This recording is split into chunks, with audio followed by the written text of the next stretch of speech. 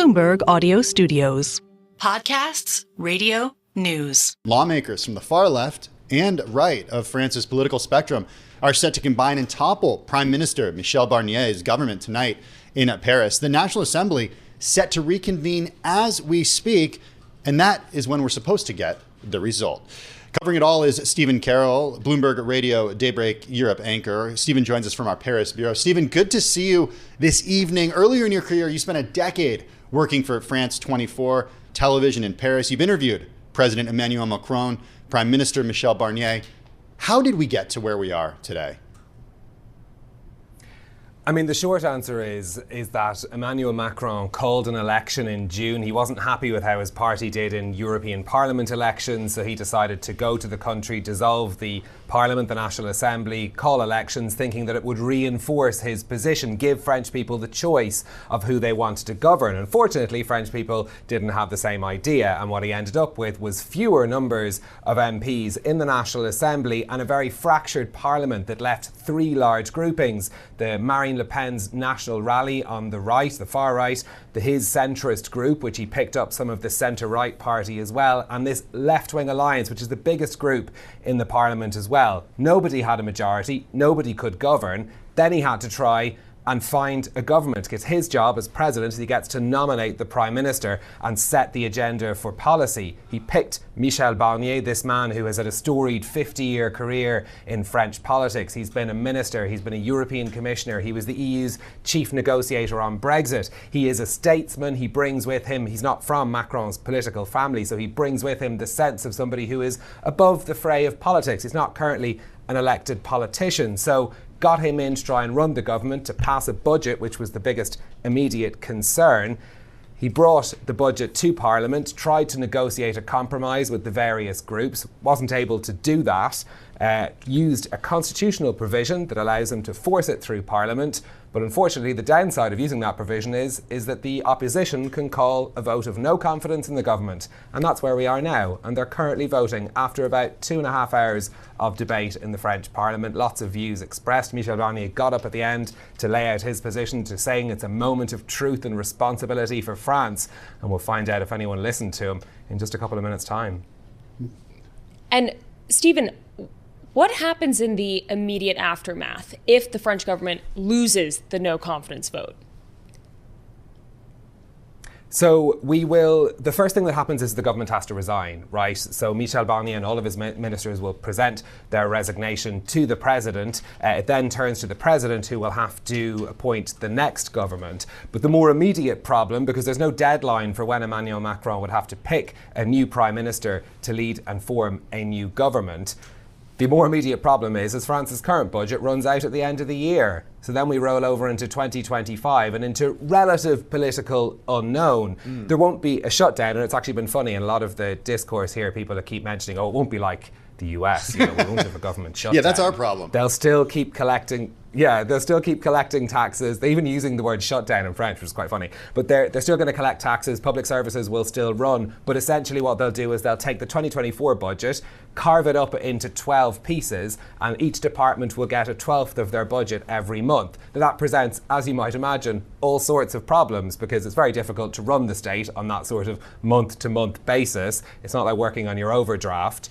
And the other problem is that there were a load of measures in this budget that were going to change things both for taxpayers and for welfare recipients. So for taxpayers, the tax thresholds for income tax were due to rise in line with inflation. If that doesn't happen, not everyone, but 18 million households are going to be paying more tax from January. There's good news, though, for pensioners. They were due to get their inflation-linked increase delayed after January to later in the year. They actually will get their inflation-linked increase in January if there isn't a budget.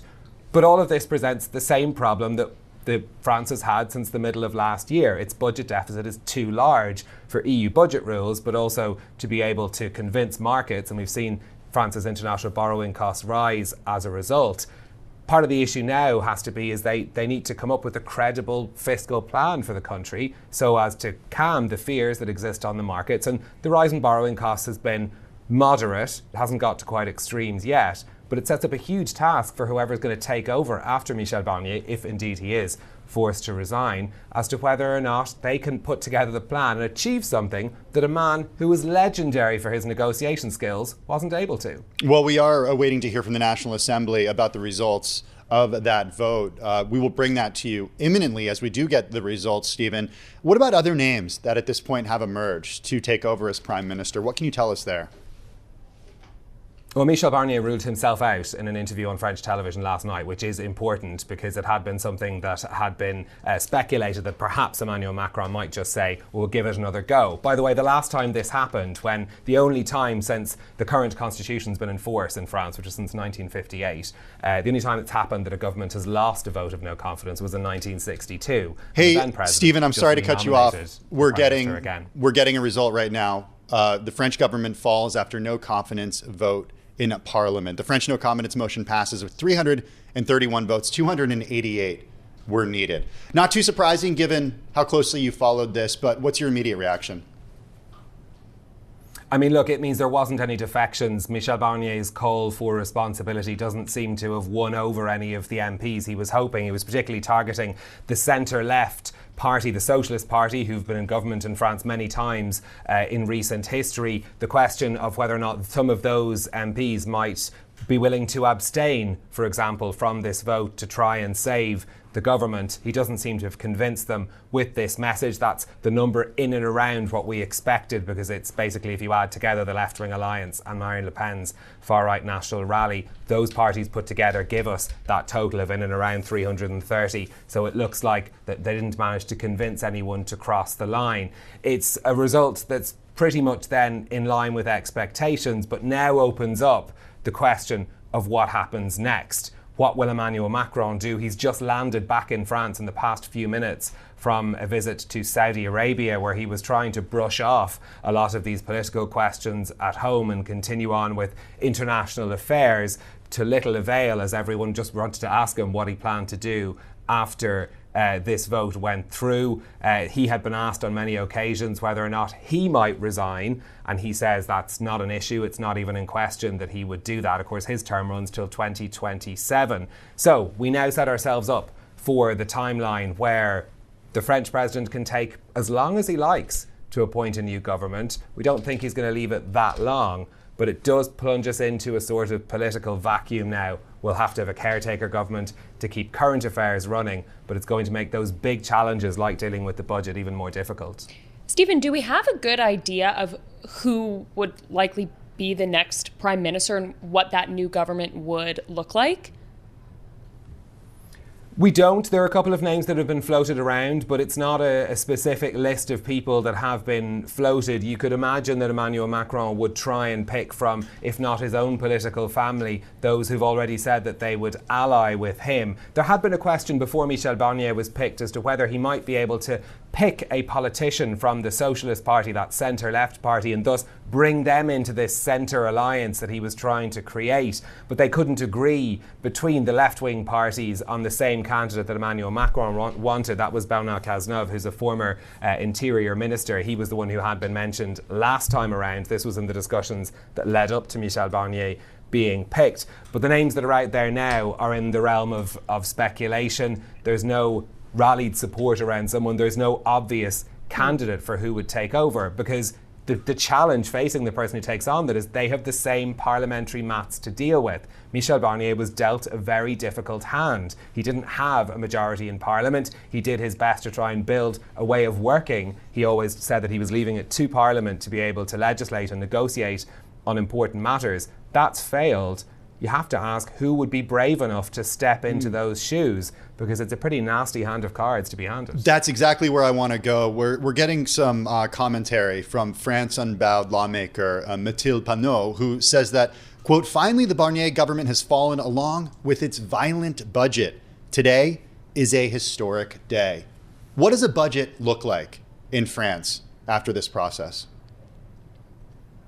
Well, look, we go into this situation where we're going to be going month to month from January. There's very little hope that even if a government was formed tomorrow that they would be able to resuscitate this current budget plan and actually get anything in place by the end of the year. So either way, when it comes to the end, the 31st of December, we're rolling into this, I suppose, minimum service French state that's going to be in place from January of next year. And that's going to bring back in those questions around tax rises for a lot of households who are paying income tax, those rises for pensions as well. And there were specific things like extra financial aid for farmers, which now won't be paid out because that won't go into the budget bill. So the next immediate step is that there will be a motion that'll need to be passed in Parliament to, I suppose, activate this temporary measures to keep the state running, the lights on, if you will. There's not expected to be any major opposition to that because no French politician wants to be responsible for, no welfare payments being paid early next year. So there's not an expectation that we will have anything but this month-to-month situation operating from January with a larger budget deficit and with the pressure that's going to put on France's borrowing costs in international markets as well. We're speaking with Stephen Carroll, Bloomberg Radio Daybreak Europe anchor, joining us from our Paris bureau. Stephen Carroll has about a decade of experience covering French politics, working for France 24 TV in Paris. I do also want to bring in Stephen Englander, global head G10 FX Research at Standard Chartered Bank. He joins us from New York. Stephen Englander, talking a little bit about the market reaction here. French bond futures now pairing an earlier advance after the vote result. The euro paired gains to trade little changed at around $1.05. How are you looking at market reaction here? What's the trade? Well, I don't think that there's any immediate trade. We started seeing French spreads widen around the middle of November. The euro is probably about 1% lower than it would have been absent, this issue. I think the last few days the market has reconciled itself to a kind of very much a caretaker government, but also with what the other Steve mentioned, which is that the budget itself is kind of an austerity budget because nothing's indexed in nominal terms. It's all the same level of spending, so it's a lower real spending. So from a market perspective, this isn't a disaster right now. If it does become a political crisis, like even deeper, or if it spills over to the rest of Europe, that would become much more intense. And as we've seen here, typically these things get resolved because one side or another decides that it's taking a political beating, being seen as responsible for whatever checks don't go out or whatever. Stephen Engler, I was going to follow up and ask, does this affect ECB policy at all? Is the central bank thinking about kind of this uncertainty around what happens next with the French budget? I think the ECB is more, say, cognizant of these issues, right? We just heard Powell sort of, drawing strict lines between fiscal and government and the central bank. I don't think the ECB has those strict lines going back to the European fiscal crisis. So, maybe a little more likely to cut to make things easier. But I think initially, at least, their focus will be on trying to prevent any kind of spillover into the rest of Europe and reassure markets that they're ready to take action if anything would happen. Stephen Englander, when you say spillover, do you mean political spillover? Do you mean spillover when it comes to markets? How do you see it? Well, I think in the first instance, if we start seeing Italian spreads going up and Portuguese spreads going up, that's exactly what they don't want and what they would react to initially. It's a little bit more delicate to try and intervene on French spreads when it's a French political crisis. But for the rest of Europe, I think their role is unambiguous. I want to bring back in Stephen Carroll, who's in our Paris bureau. The far left France Unbowed Party calls for Emmanuel Macron to resign. I know you've been getting caught up just in the last few minutes, Stephen. What sticks out to you as far as other names that potentially have emerged or what the political future of Macron is?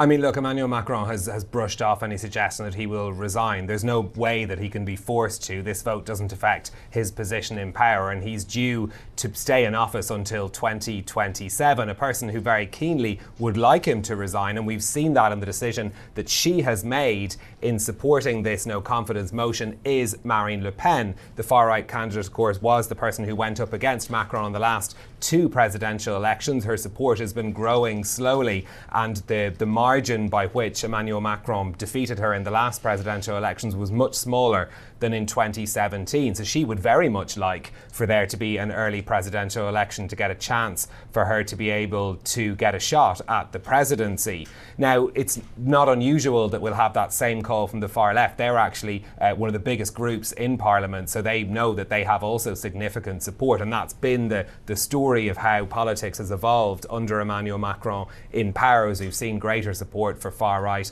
and far left parties as a result. Some of those other names that you mentioned for Prime Minister, I mentioned Bernard Cazeneuve a minute ago, the former Socialist Prime Minister and Interior Minister as well. Perhaps the left might be able to agree on him perhaps forming a government, and that would open up the left side of the Parliament to be able to perhaps form a centrist coalition. Other ones that we have been talking about is the likes of François Bayrou, who was a centrist politician, an early supporter of Emmanuel Macron way back when he ran for president the first time around as well. Quite a similar profile in some ways to Michel Barnier. He's been around a long time in French politics. He has a certain amount of respect for the positions that he's had as well, and perhaps he could be someone who could draw people together, but he's not really outside of the current alliance that Macron's in. You think that because he's already tried Michel Barnier, someone who's already out of domestic politics, that perhaps he might be looking for someone a little bit bigger next time around that'll pull in new votes and new support, so that he'll be able to create some currency in Parliament as well. Stephen Carroll, we're going to have to let you go. I know you've got a busy night ahead of you. We definitely appreciate you taking the time and joining us. That's Stephen Carroll of Bloomberg Daybreak Europe. He's an anchor for Bloomberg Radio, joining us from Paris. I do want to get back to Stephen Englander, Global Head G10 FX Research at Standard Chartered Bank, joining us from New York. The French stocks closing in on their worst year since 2010. Although the CAC 40 today seemed to shrug off this news, it rose 0.7%. Can you talk about the equity market reaction around this at all? Well, I think there's just a lot of uncertainty there. And, obviously there will be pockets where maybe they were, expecting some help from the budget and that's not going to come. But I think it's more broad macro uncertainty than there is any, specific equity market risk. What we could see is right now the turnover budget is sort of an austerity budget. If it does turn out that they reach an agreement, but it's much more expansionary, we could see an equity market reaction, but we could also see markets looking at the fiscal situation and being a little concerned. What about the outlook here for U.S. versus Europe? We've obviously been watching euro parity. We're not there quite yet, but there's a lot of talk about the U.S. dollar continuing to strengthen against other countries, other regions, including Europe. What are you kind of watching levels-wise, and does this news in France kind of change the narrative at all? Well, look, I think it does put parity. I mean, it obviously has put parity a little bit closer. If anything, what's surprising, my guess is that we saw 1%, maybe slightly less, 0.75% impact on the euro. So the market is seeing it as an issue. It's not really seeing it as a market crisis. If something were to develop that really led to prolonged political uncertainty, that would be much harsher. But I right till now, the market is seeing it as a bad, but not as a very bad. Stephen Englander, Global Head G10 FX Research at Standard Chartered Bank, joining us from New York.